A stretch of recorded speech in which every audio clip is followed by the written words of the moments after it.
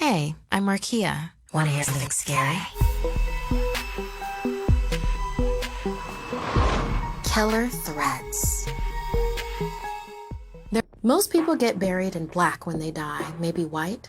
I've already found the dress I wish to be buried in, and it happens to be blood red. My college friends used to drag me along to go thrift shopping. I'm a bigger girl, so I rarely found anything except a few accessories. But when we got to the shop that day and saw the dress, not stuffed within the racks, but hanging boldly on a mannequin, I knew it was meant for me. It fit like a dream. When I looked into the changing room mirror, I could hardly believe it. That was me and not some model. I twirled laughing, and for a split second, I actually thought I saw someone else's reflection, fiercely smiling, staring at me, standing in the exact spot I was. I stopped, gasping, then felt my face stretch into a smile. My usual shy and anxious self disappeared like smoke. In this dress, I could do anything. Need. A soft voice whispered, and it seemed like the crimson fabric I wore momentarily tightened around me. I swallowed around the four-leaf clover necklace I always wore for luck. Crimson and clover, just like the old song. I don't know what came over me, but before I knew what my fingers were doing, I downloaded the dating app all my friends were on and uploaded a selfie of me in the dress from the popcorn-like glow of the fitting room. Within minutes, my notifications were ding-ding-dinging all over the place. But one reply stood out in particular. Crimson and clover, smiley face, Ethan. I wore the dress right out of the store. It felt like it wanted me to. He was nearby. We'd meet for coffee and see where it went from there. As I pushed open the cafe door, a soft voice giggled in anticipation. Ethan wasn't put off by my wearing the same outfit from the photo. To the contrary, he said that in it, I looked like his first love. Usually, something like that is a flag redder than my dress, but this time, I felt compelled to stay.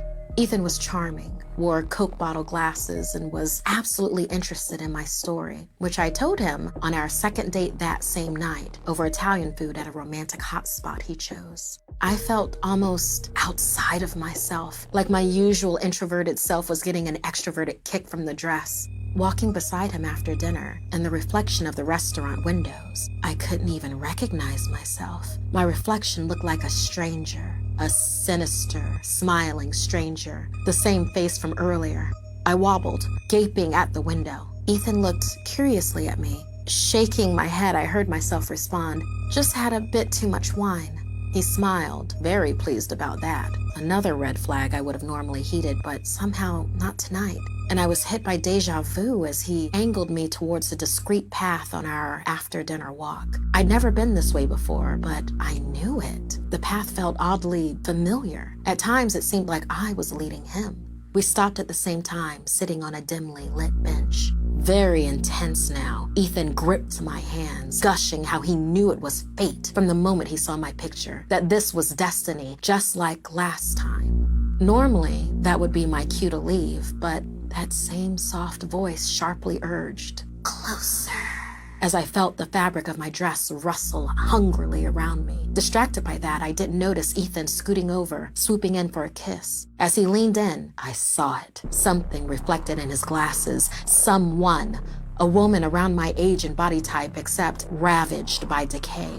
She smiled wider, the closer he got, her dry lips cracking open around her rotted teeth, black holes where her eyes had rested. I took in a breath to scream, but Ethan's lips captured mine. He went stiff and cold, like he tasted death on my lips. I knew he wanted to recoil. We both did, but something held us there. Then suddenly, I was free. I fell back off the bench, gasping, and I saw them. Ethan's hands flailing in the air, and her, a ghastly decaying figure, smiling lips pressed to his, rotten hands squeezing his throat. She shuddered and sucked in as I blacked out. The next thing I recall is waking up in my bed and seeing Ethan on the news. 24 hours had passed. He had been found dead in the exact spot he'd taken me to. A second body was found buried just feet away. The body of Ethan's last girlfriend, Claire, who'd been missing for over a year. Claire's picture flashed up on the screen and I felt my stomach drop. There she was, the same woman I saw that night, wearing my red dress. I ran to my closet and saw it hanging there. For the first time, it just looked like an ordinary piece of clothing until another date app notification rang on my phone. I realized it wasn't just a dress. Claire's murdered spirit lived within this dress, and even though her killer Ethan had been taken care of, her spirit hungered still, hungered for others like him. Need. A soft voice called over to me. I thought of every time I had to be hyper alert while on a date, or just existing in public, and how it would help the common good to just take out some of the trash that made the rest of us fearful. The rotten apples. Oh yes, I would help her, because this wasn't just justice, it was revenge. And this time, revenge was best served in red.